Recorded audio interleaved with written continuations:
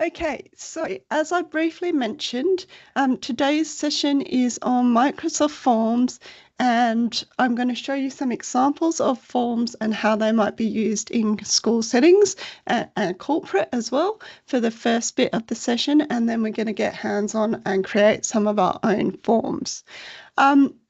Most of what I'm covering today is in this training summary on Edit. So I'll just pop the link to that in the chat. I will pop it in the email as well, but you can open that up if you've got multiple screens.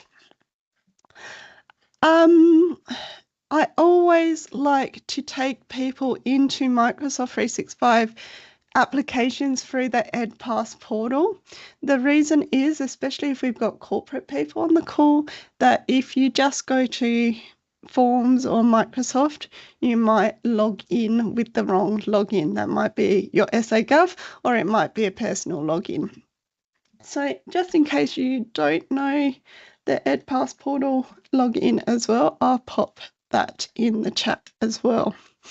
And where we're going to today is, whoops, if you scroll down on the EdPass portal into this Microsoft 365 forms. So I'm going to click on there. If you haven't got there yet, don't panic, because as I said, I'm going to show you some examples. So this is forms, but before we dive into creating, this is the first example I'm going to show you. So one of the lovely things about Microsoft Forms, it is one of the few M365 applications that we can actually share with people outside of the department. So forms you create, you have the option of making them available to anyone. So this example here is an example of a registration form that a school might send to their community members so that they could have volunteers for Parents and Grandparents Day.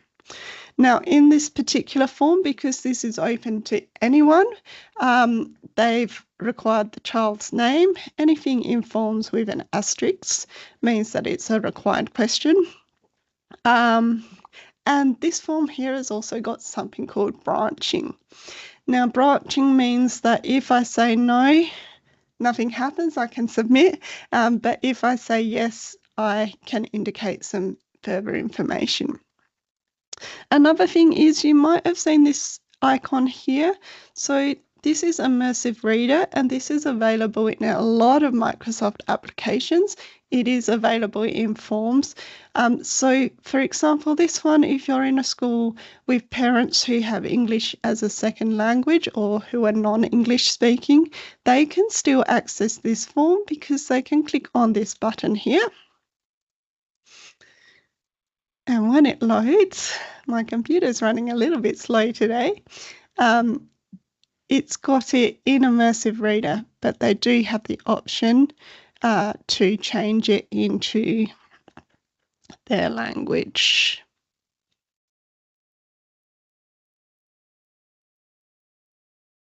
But of course, that would take a little bit of training for the parent, but it is an option. Okay. The next example I'm going to take you into is one that is a formative test example, and this one again uses that branching.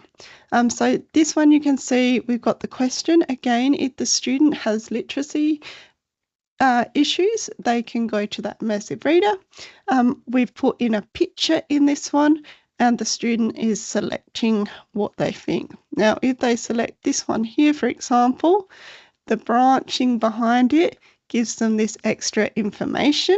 It's a little bit small, so that they can try and work again, try the question again, or move on to the next question. You can see here as well, this one's got some text where you can enter your answer. It doesn't just have to be multiple choice. This is another example. You saw in the last one that I could add some images. So again, this is a student representative voting example. Young students in particular might not remember the name of the people they're voting for, but they could probably remember the faces. So something like this, again, makes it more accessible for our younger learners to access questions and have their input. And again, this one's got branching, so when you click on which house you're in, and you could have a picture next to those houses or have a colour, then you get the options for your particular house. This is another example of how a student might use Microsoft Forms. So us as teachers or staff or corporate can all create forms, but our students can also create forms and share them. So whereas in the past I might have got them to write out something or print out something and photocopied it, students can create a survey directly in Forms, and then they can use that data in maths to do graphs and calculations and all sorts of things. The nice thing about this is it then doesn't limit who they're able to collect the data from, because they can send that link as well to other people that they know. I've seen students doing their Year 12 or Year 11 research project using Microsoft Forms as well in this way.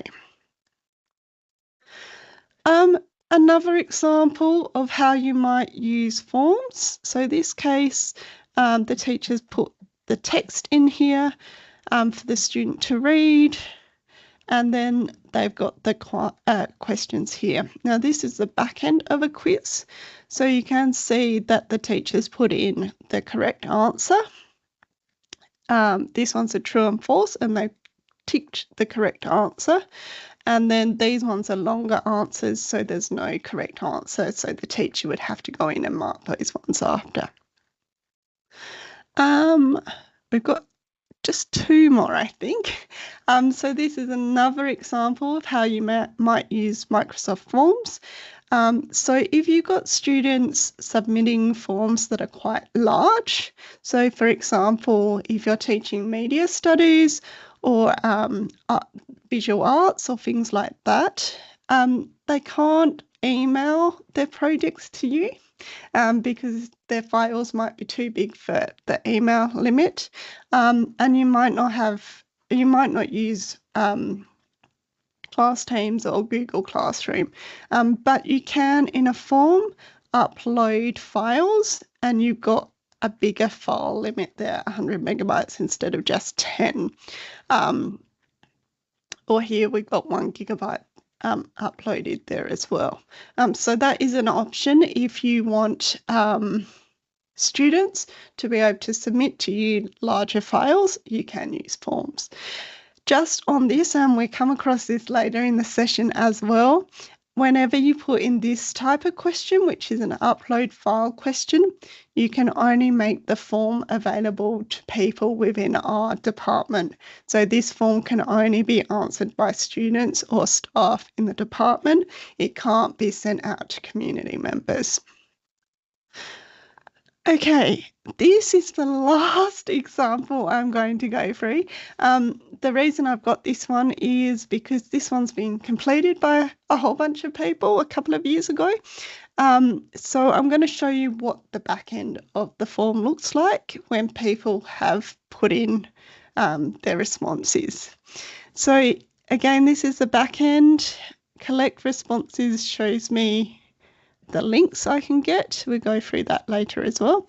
But view responses here shows me the data of the people that have answered or filled in this form. So I get a bit of a snapshot. There was 107 people that filled it in. It took them just over 4 minutes. That's how long it's been open. 75 responses. I get some nice graphics in here. So this was a multiple choice. This was a rating, but again, I've got a nice graph there.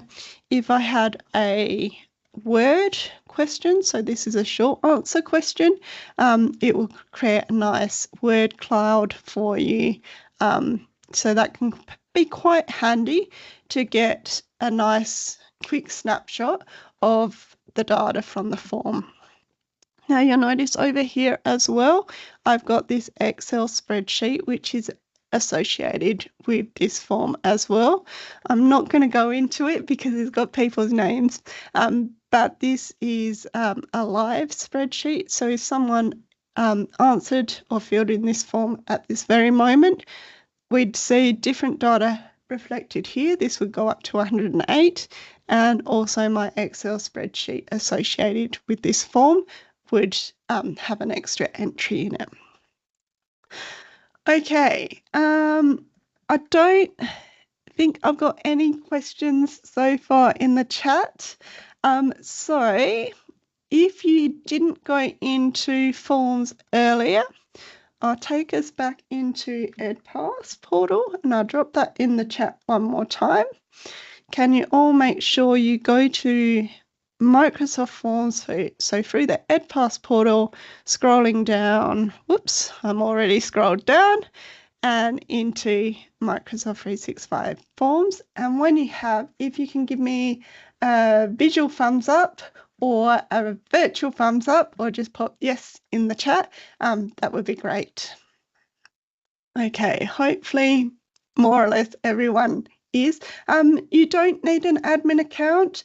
Everyone, including students, has access to Microsoft Forms.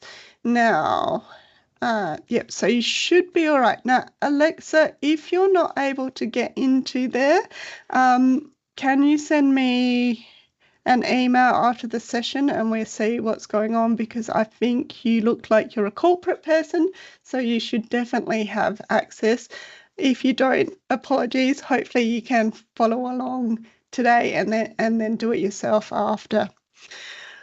Okay, so I think most people are in. We've got some nice colourful icons here. We've got 3 important buttons here. So a new quiz is one that you want to create if you've got things that you want it to self-mark. So like those couple of examples I showed, the clock and the reading comprehension one. A new form is where you want to get people's information. And then quick import is if you've got things like PDFs that were comprehension or quizzes or things like that, you can upload PDFs and Word files, and Forms will try and turn it into a digital form. Just note with that, if you do it, you will have to do some editing afterwards. It's pretty good, but you do have to do some editing. But if you've got loads of files there, that will save you some time. Before we click those buttons, I'm just going to scroll down, because underneath these ones here, and if you've never used Forms before, this will be empty for you. But we've got this thing called My Groups. Now, in Microsoft Forms, any teams that you belong to in Microsoft Teams that have forms associated with them will pop up here. So you can see this particular account is a member of all these teams, and you can see some of those teams have got lots of forms associated with them.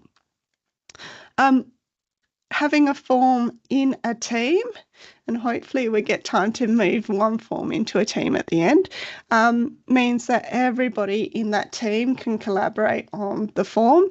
And it also means that if you happen to win the lotto, quit your job, your colleagues can still access the work you've been doing in Forms. Okay, so let's now all though click on New Form in the top left, and this will give us a basic bare bones form. So the first thing we want to do is give it a title. So because this is just a practice, I'm just going to put in info about you practice. Now you can put in a description. This is really helpful. Oops, if you're doing a form and you want people to know what it's about, I'm going to skip that at the moment. You can also add in an image if you want that will appear in the title. Let's skip that for the moment as well though. If you wrote something in here and Forms thinks it knows what you're going to be asking, it might come up with some suggestions here as well. But let's just click into Quick Start With, and then we can see what types of questions we've got available. And we're going to go through all these types of questions. Let's first of all select choice. Now this one here, we can set for individual answers, or we can change it to multiple answers as well. So let's put in a question. What is your favorite color? And because it's picked up that word color, it's given me some options. Now, depending on what type of question you typed in, it might give you some options or it might not. I'm going to add all of those. And then because it's missing brown, I'm going to click on add option, and then I can put in brown as well. And then it's given me some other suggestions as well, so I could add in some of those as well. Again, you'll notice by each question you got this picture, so I could click in here. And then that allows me to upload something from my OneDrive, from my computer. So I don't know if I've got anything that works with green in here. No, so that's no good. Or image search. Now, image search might be blocked for you if you're at a school. Sometimes it is, sometimes it isn't. Corporate should be fine. So I'm just going to select that one, and then my color comes in. So I could do that for all of my options. We're just going to do one for this webinar today. Now, as I said before, at the moment these are radial dots, which means that people can only select one. If I wanted them to be able to select more than one, I could toggle this on, and then they change to check boxes so people could select more than one. You can see here now I've got this extra option that's appeared, select total options. So if I want to limit how many they can, in this case it doesn't really matter, but if you wanted them to pick the first two or the best 2 days, for example, if you were asking them to select days that they wanted to work from home, not for teachers, but maybe for corporate staff, or days that they preferred for staff meeting or something like that, you could do that. We've also got this required. So if I click that, it means that people have to answer this question. They cannot not answer it. If they don't answer it, they won't be able to submit the form. So let's keep that as required. And then I've got more settings again. So whenever you see these 3 dots, that means that there is more things that you can do. In this case, I could add branching. We're not going to do that now. I can shuffle my options around. So that means that whenever someone opens the form, these options are going to be in a different order. So that's really good if you're doing formative or summative quizzes for students, for example. And then the last option here is a subtitle. Now, subtitles add an extra box under the question. So here, because I've said, well, equals to, I better say at most 4. So under subtitles, I might put in pick up to 4 colours. Just so I give the person filling out the form more guidance around what they need to do. Okay, so hopefully everyone has added that first question. Let's go to add new question again. And this time we're going to put in a text box. Because I selected this subtitle option in this first question, it's remembered it and thinks I want it for this one as well. So if I don't want it for my second question, I can just go to the 3 dots and untick that subtitle there and it will disappear. Now in here for my question, I might put in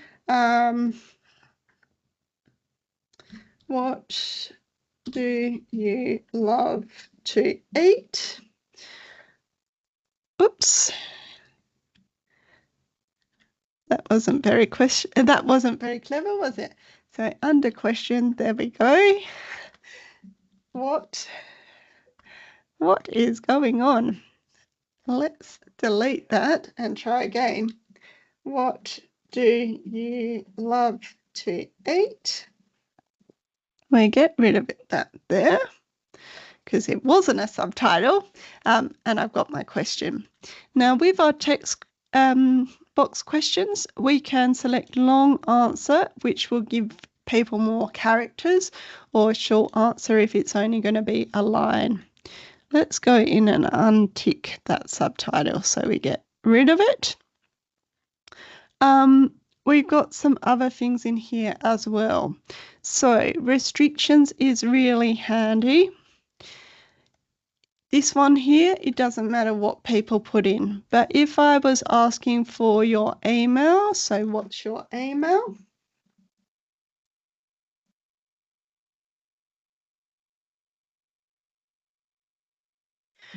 I would want to restrict that to email so that it forces people to put in that @ symbol, and I don't get people putting weird things in.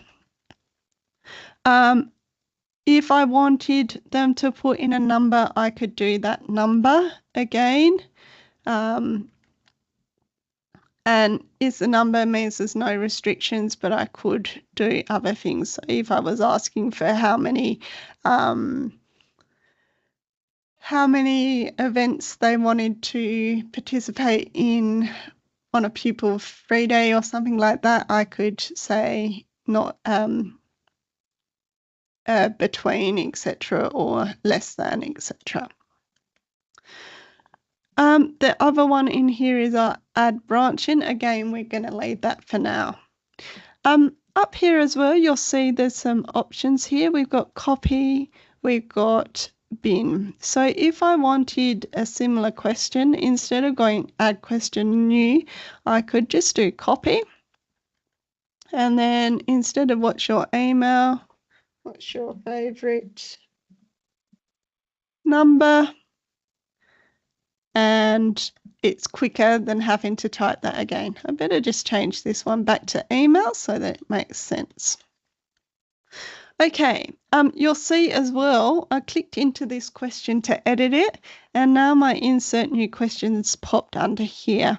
I don't want it in that order, so I'm going to pop in or click on the last question that I've written, and then my add question comes underneath again. Can everyone again just give me a thumbs up if they've managed now to add 3 questions or at least 2 questions to their form? Thanks, Belinda. Excellent.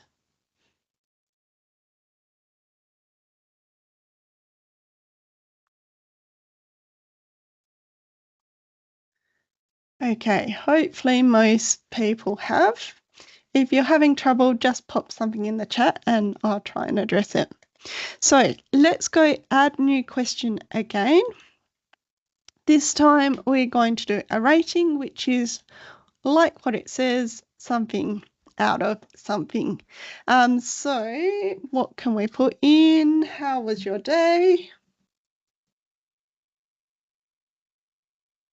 Now, with this one, we can change how many it's out of. So there's a maximum of 10. We can also change what it is. So maybe we want a smiley face instead. And then down here, we can add a label. So this one is really handy. If your question's a bit ambiguous, you could put in here terrible and fantastic. So you can give the person responding some guidance again around what the ratings are. Now, all of these ones have been required. You can see there's that asterisk next to them. Let's make this one not required. So let's untick it and let's go to the next option. So date again is pretty straightforward. It will give the person when they answer it a date selector. So let's just put in here, when's your birthday?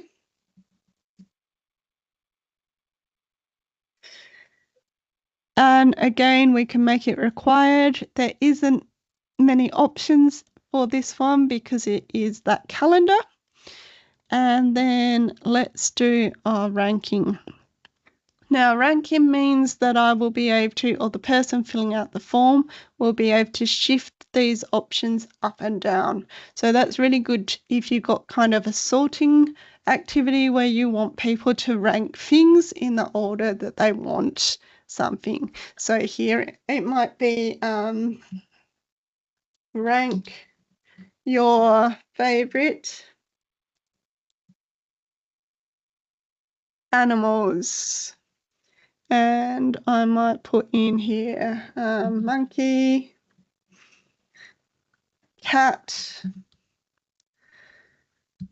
dog. So when we go to preview, once we're finished, we'll be able to shift these around, or the person filling in the form will shift them around in order. So again, in this one, I might want to go in here and do, oh, it doesn't let me do a subtitle. So I might, instead for this question, must be the only one that doesn't let me do a subtitle, put in here top most favorite. Again, we want to give our people as much guidance as possible when we're creating forms. Okay, new question. The like it. So this, as you can see with the visual here, when I create it, it's going to give me some options along the top and some statements. I can add more options if I want, and I can add more statements. These are like,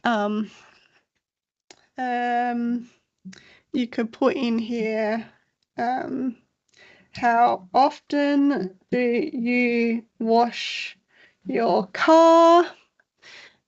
Never. Sometimes. Here we go. Let's add all them. Occasionally, let's bin that. So never, sometimes, rarely. Rarely is the same as often, so let's bin that. Never, sometimes, often, always. Let's put a capital in there as well. How often do you wash your car? How often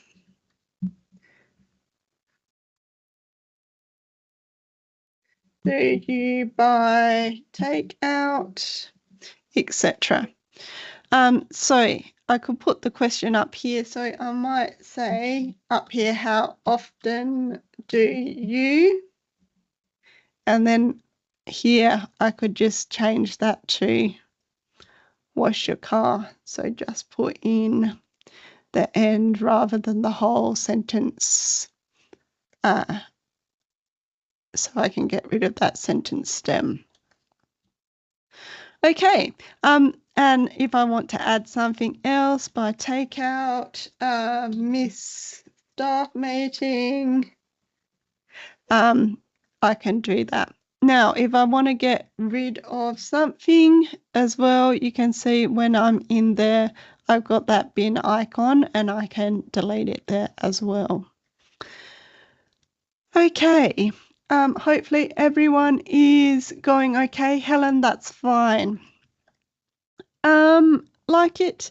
upload file. Now this is the one that is a bit particular because if you add this one, you're not able to share the form to the wider community. But let's add it anyway because there are some different options in here, and then we delete it before we go to share our form. So let's put in upload a photo of your favorite place. We can say how many files. In this case, I just want their favorite place, so one's okay. We can do the limit, so maybe because I want them to upload a photo, I do want 1 gig. And over here, we can change the file type. So in this case, because I wanted a photo, I don't want Word or Excel or PowerPoint or a PDF or video or audio. I just want an image file. So again, really handy to do these extra things in here if you want to force people to respond in a particular way. If I do more than one, that size limit is the same for each of those things. So that would mean that this particular question, they could upload 4 gigabytes of data in there. Okay, next one, we're almost at the end, is the Net Promoter Score. So this one is a little bit different to a ranking. What it will do when people answer it, it will give them, it will give you a score as to whether they were in favour or disapproved of something. So it doesn't give a score out of 10, it gives you kind of a needle that bends towards in favour or not bothered or disinterested and not happy kind of thing. So let's put one of those in as well. What can we say? Do you go running in the rain? And in here, again, not many choices. I can change that. That's okay in this case. Okay, the last thing in here is a section. Now, what a section does, it will break up your questions and it will kind of put all your questions on a different kind of page. So if I add a section in here, this one might be about fitness. And in which case, this question here, which is about running, I can drag and drop into that section. I can rename that, or my section here is renamed fitness. Let's add another section. So add new question, section.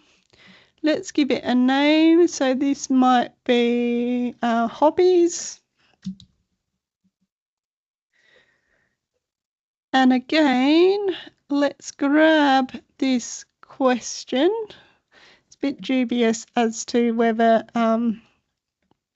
hobbies are washing cars, but I can move that question down into the right section. And then you should notice up the top we've got that first section here because I've created those other ones and these questions were outside of that. So here I might put in likes and dislikes. So again, I can, if I click there, I can just drag my questions around. Or if I click into a question, I can use the arrows to move things about up and down and put them in different sections as well. Okay, we've finished our form. Let's have a look at it before we go in and do the settings. So you can always preview and you don't have to wait until the end. You can just click on this preview button as you're going. you can see this is what it looks like at the moment, a bit boring, but you can see we've got this question that's required, this one that isn't. I can give it a go. This one must be a number. Email. You see, I couldn't even trick it, but once I put in something like that, it should trick it. My birthday is that date picker. So I'll get you to fill out your form as well, just so we got some data in the back end as well. This is my ranking, so I'm going to put my cat up as number 1.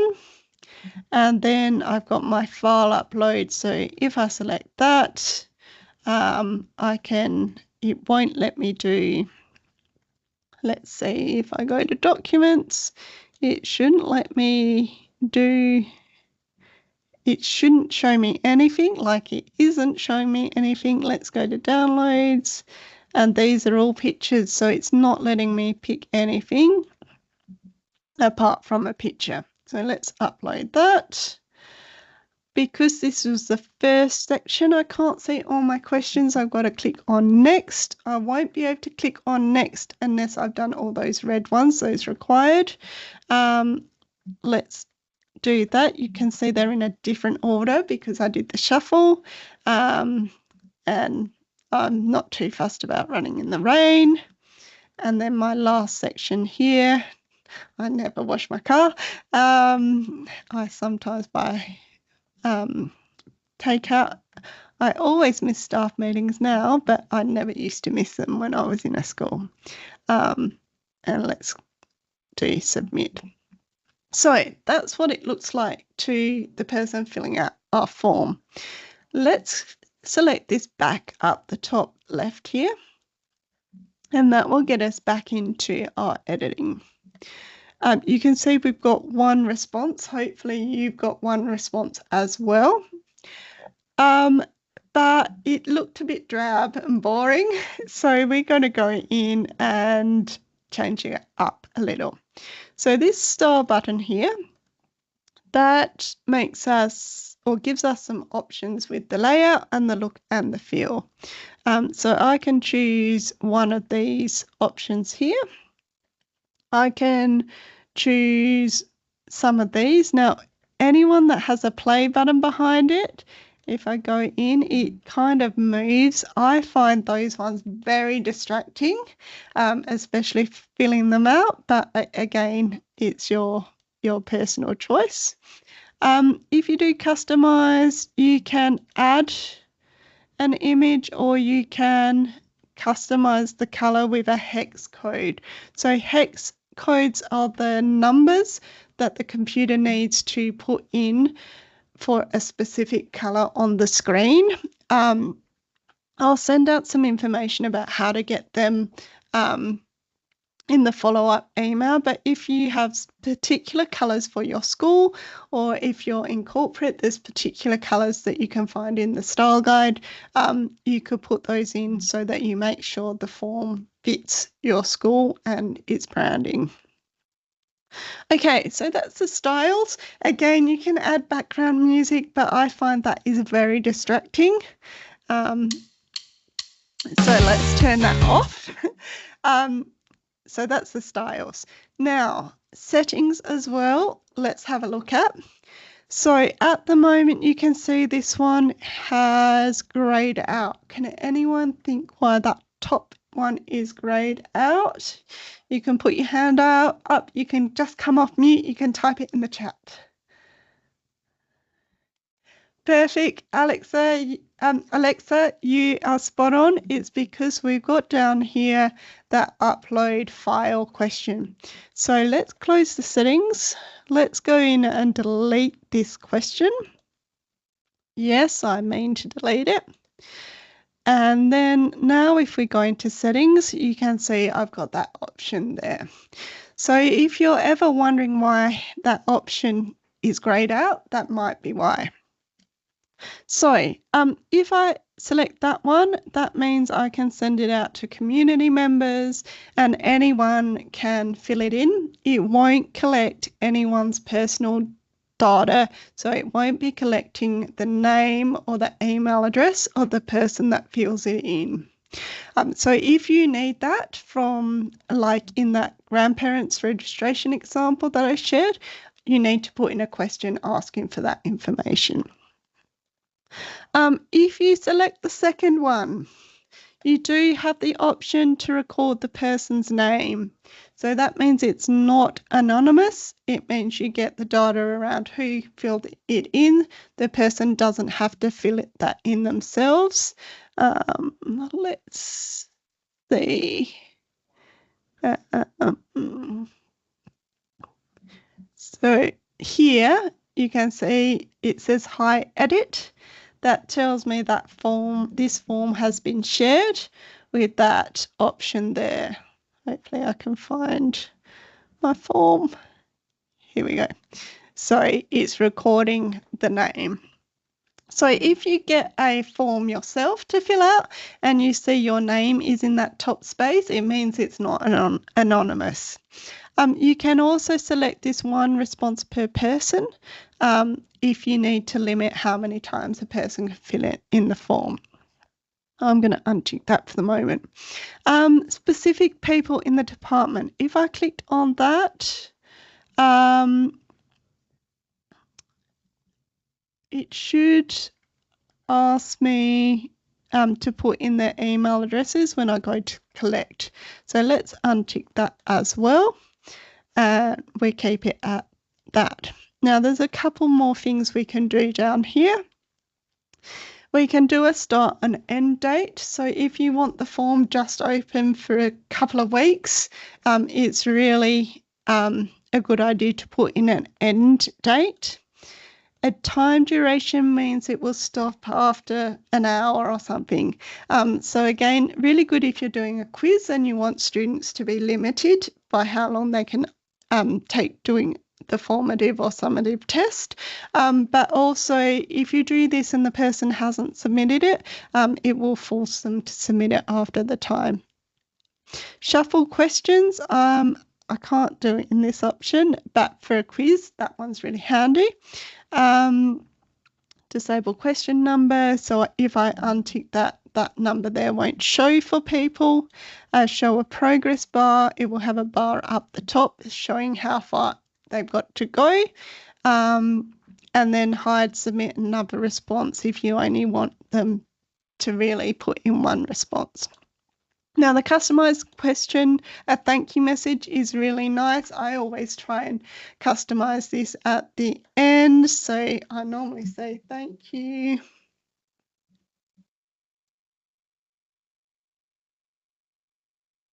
Or you could in there put in your school's email address or an admin email address or your business unit's team's email address if you want people to be able to contact you. So that will show when they submit the form. And this one here, allow respondents to save their responses or edit, means that they can come back at a later date and go back into the form and change it.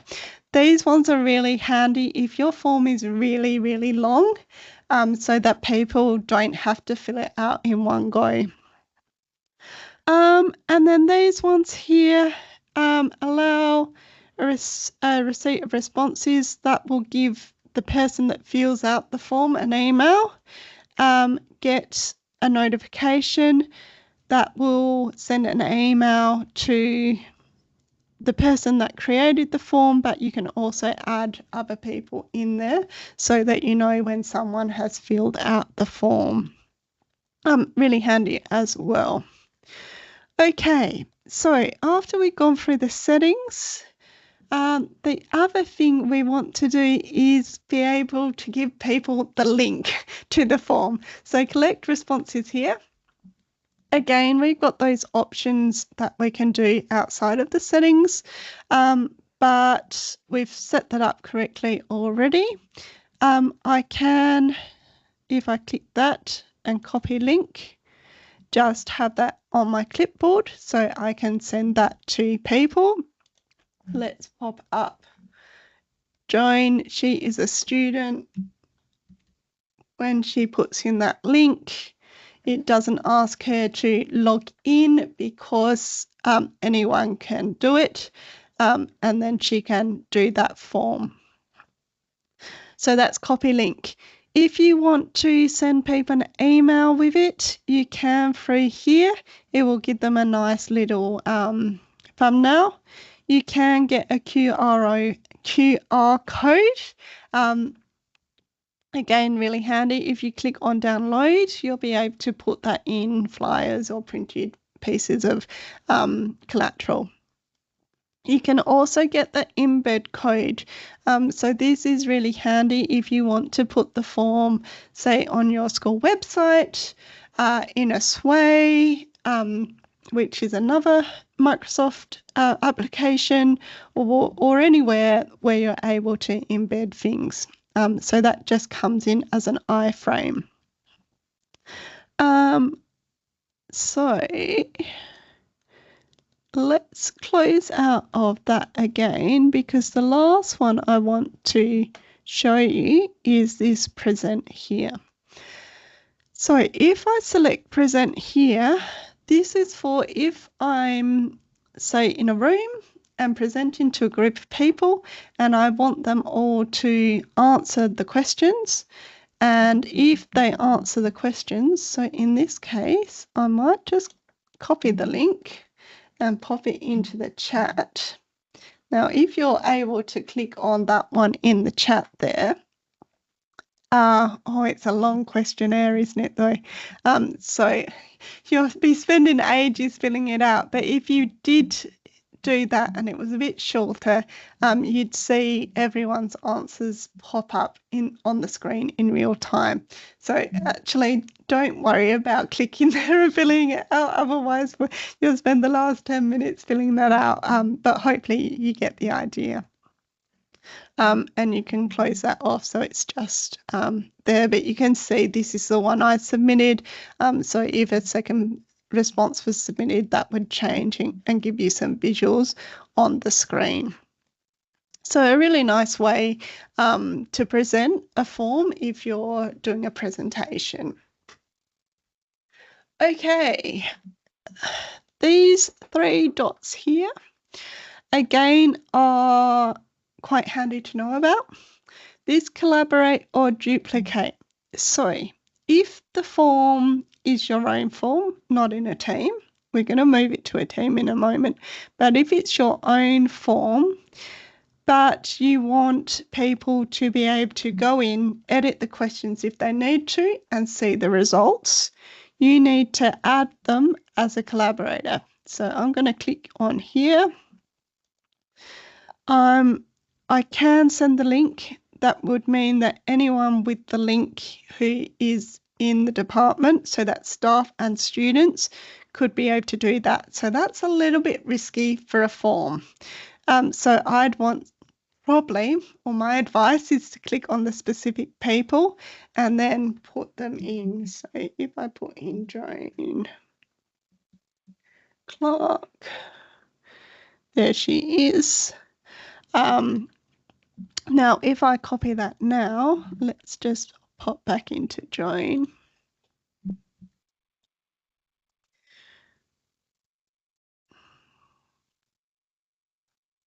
So now Joan can make changes if she needs to.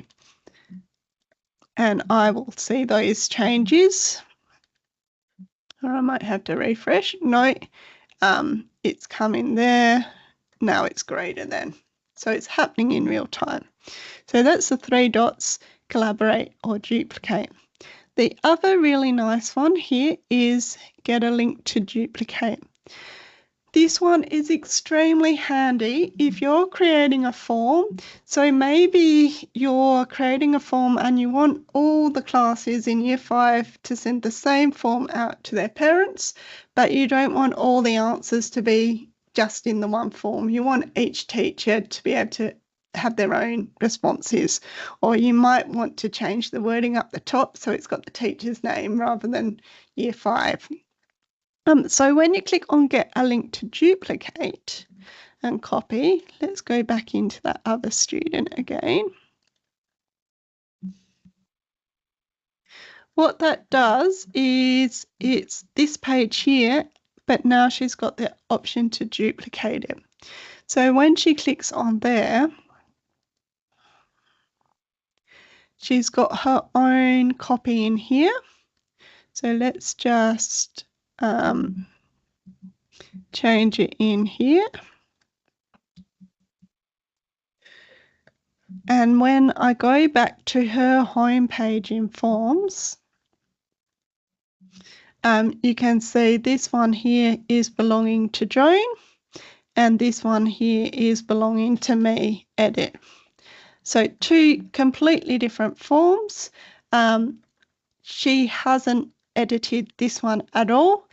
She's just edited her own copy. So really handy if you want people to be able to use the same questions multiple times.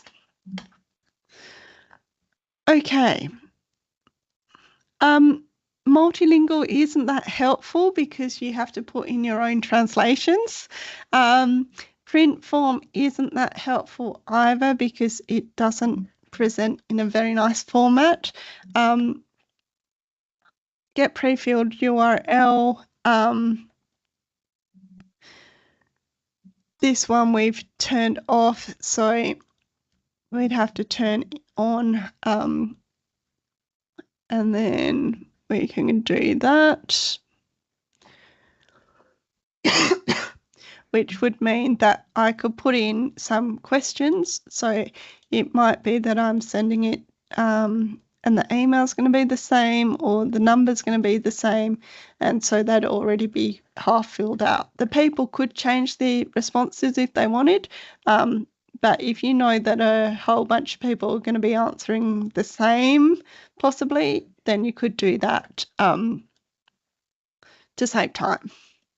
Okay, the other thing you'll notice is Joan's head is in here. That's because she's got the other one open. But I'm now going to hop back into Forms and just show you one last thing about moving this form from my account, which is Edit Learn, into a team, so that it's not just Joan, who's a collaborator, who can go in and edit and find the questions or find the responses, but anyone in the team I'm about to move it to can do that as well. So to do that, I'm back in my Forms. I'll show you one more time. I'm in here. To go back to Forms, I just click in Forms in the top left.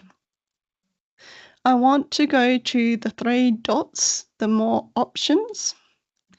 And then I've got this option, move to a group, and teams are groups in Forms. Thank you, Microsoft. You do my head in. So now I can choose any of the teams that I belong to. Let's just move it into this form examples team and move. You don't have to do this because your colleagues might think, what in the world is this form? But now you can see instead of Edit Learn, it's in Forms examples. Now there is one thing to think about when you move a form to a team. At the moment, you can only move that form once, so I can't go in now and move it again to another team. So this practice one, no big deal, we can just delete it. But if you're building one like for training, you can see this is in the technology adoption team. You need to make sure that you move it to the right team so that the right people have access, because you can't do it again later. Okay, there haven't touching file, but yep, there haven't been many questions. Hopefully everyone has been able to follow along. We haven't looked at quiz. There are a couple of different things to do with quizzes. We won't be able to get to them because we've only got 3 minutes left, but I will quickly show you in here.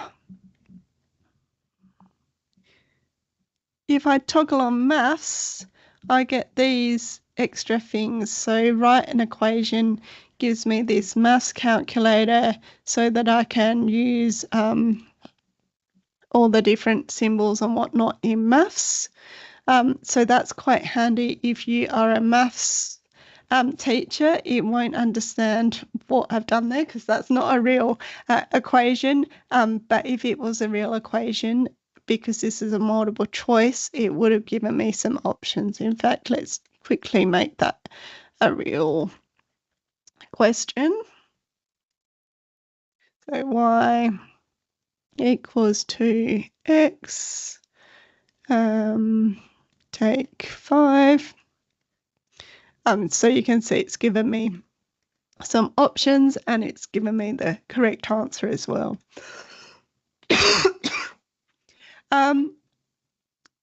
In the quiz, you've got the branching, you've got the shuffle options, which is a really good one as well. And if you put in a text question, for example, you've got the option to add in the correct options. You can add in multiple ones. So if you don't mind too much, if a student uses a capital letter or a lowercase letter, you can put in both those options when you put in those correct answers as well. Okay, in the last minute that I have, I'm just going to show you where you can go for some extra help. So if you haven't been to one of our sessions before, if you have, you would know this, so apologies. We do have our own YouTube channel. Whoops. We do have our own YouTube channel. So there are lots of tutorials of forms on here. So you can access those and they're specific to our tenancy. On Plink, we do have our digital skills dashboard. So if you log into Plink, go to Explore and go to Digital Skills. When that loads, we do have some information about different things digital.